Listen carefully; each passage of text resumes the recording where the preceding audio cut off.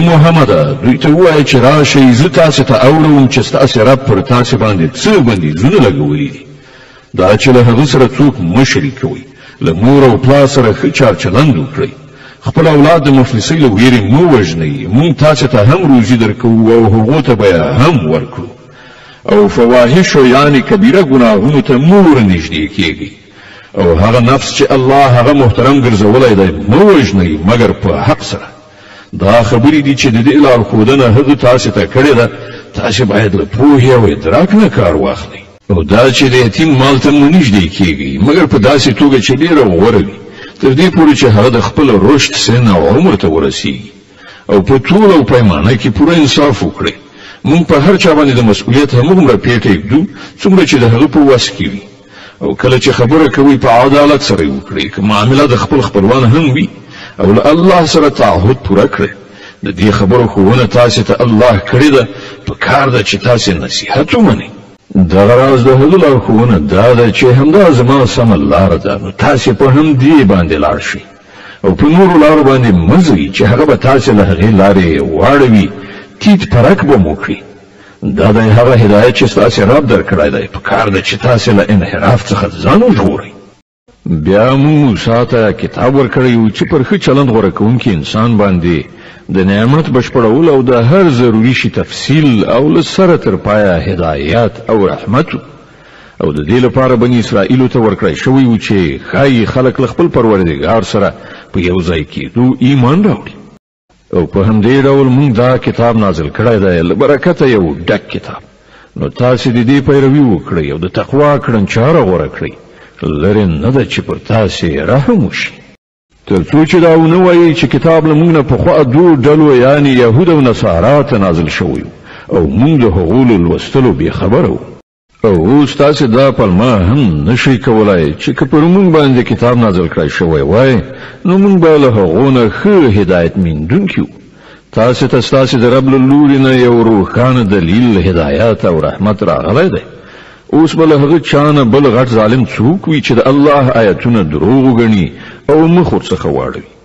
کوم کسان چې زموږ له آیاتونو څخه مخ اړوي موږ به هغوی ته د دې مخ اړونې په مجازات کې ډیره بده سزا ورکړو آیا اوس خلک دې ته سترګې په لارې دي چې د هغوی مخې ته پرښتې راشي ودرېږي یا ستا رب په خپله راشي یا ستا د رب ځینې څرګندې نښانې ښکاره شي په کومه ورځ چې ستا د رب ځینې مخصوصې نښانې را څرګندې شي بیا به یو داسې چاته د هغه ایمان هیڅ ګټه ونه رسوي چې مخکې ایمان نه وي راوړی یا یې په خپل ایمان کې څه نیکي نه وي ګټلې ای محمد صلی الله علیه وسلم دوی ته ووایه چې ښه نو تاسې سترګې په لاره اوسئ موږ هم انتظار باسو کومو خلکو چې خپل دین ټوټه ټوټه کړ او ډلې ډلې شول په یقیني توګه له هغو سره ستا هیڅ اړیکه نشته د هغو معامله الله ته سپارلې ده همغه به هغوی ته وښیي چې هغو څه کړي څوک چې د الله حضور ته له نیکۍ سره راشي د هغه لپاره لس چنده ثواب دی او څوک چې له بدۍ سره راشي هغه ته به همغومره بدله ورکړی شي څومره چې هغه قصور کړی دی او په چا باندې به ظلم ونه کړی شي ای محمد صلی الله علیه وسلم ووایه زما رب په یقیني توګه ماته سمه لاره راښودلې ده بیخي صحیح دین چې په هغه کې کوم کوږوالی نشته د ابراهیم مسلک چې هغه یو لوري ته په متمایل کېدو غوره کړی او هغه له مشرکانو څخه نه و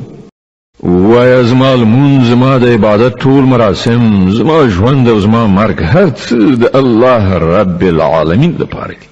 چې د هغه هیڅوک شریک نشته د همغه امر ماته شوی دی او تر ټولو لومړی د اطاعت سره ټیټونکی زه یم ووایه آیا زه له الله نه پرته کوم بل رب ولټوم په داسې حال کې چې همغه د هر څه رب دی هر څوک چې څه ګټي د هغه مسؤل هغه پخپله دی هیڅ پیټه پورته کوونکی د بل پیټه نه پورته کوي بیا ستاسې ټولو د خپل رب لوري ته ورګرځېدل دي په هغه وخت کې به هغه ستاسې د شخړو حقیقت تاسې ته دروښیي هماغه ذات دی چې هغه تاسې د ځمکې خلیفګانو ګرځولی او له تاسې نه یې ځینو ته د ځینو نورو په مقابل کې ډېرې لوړې درجې درکړي تر څو تاسې ته یې چې څه درکړي دي په هغه کې په تاسې باندې ازمویښت وکړي بېشکه ستا رب په سزا ورکولو کې هم ډېر چټک دی او ډیر بخښونکی او رحم کوونکی هم دی.